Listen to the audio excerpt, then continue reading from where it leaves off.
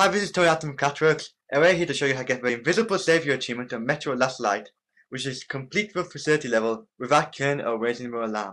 Now, as you can see here, this bit is just as you start the chapter, and it's just after speaking to Pavel, and he's all like, "Oh God, save me, save me."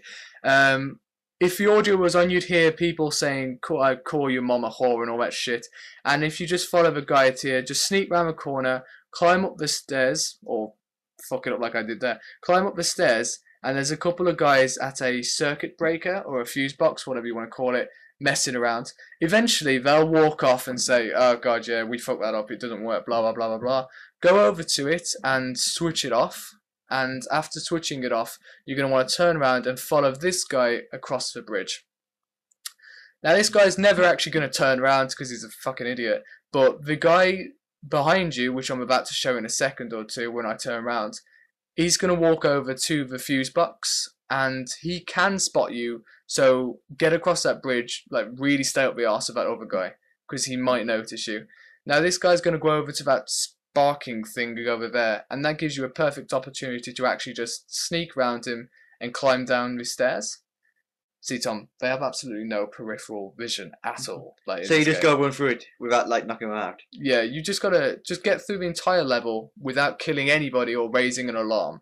Now, this bit you're gonna want to wait just a little bit because there's a guy who comes out. He's got a fag and whatnot, and there he is. He'll come out and he kind of looks around for a bit.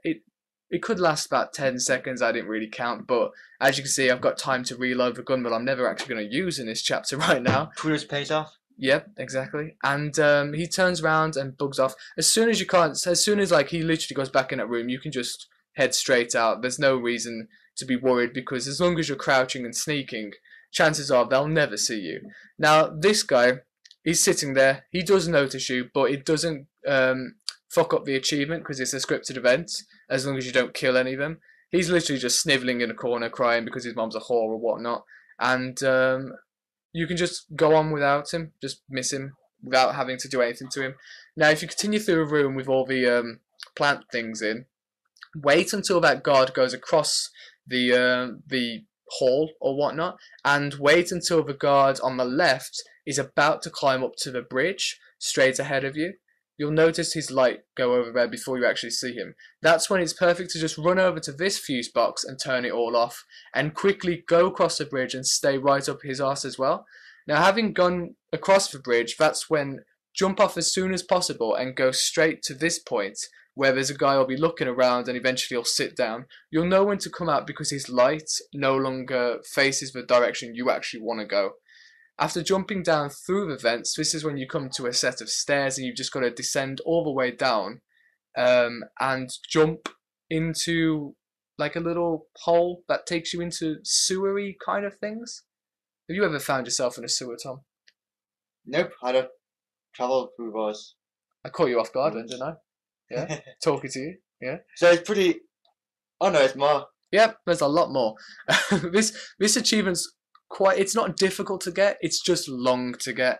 So you have to get through this entire mission without notifying anybody. So after you come up through the first sewers, as you can see here, just sneak across and descend into the second one, and you're back in the water, and you just really, it's like there's not much to say when it comes to these bits, because just as long as you follow the visual guide that's on the screen right now, you've kind of got like no problems at all.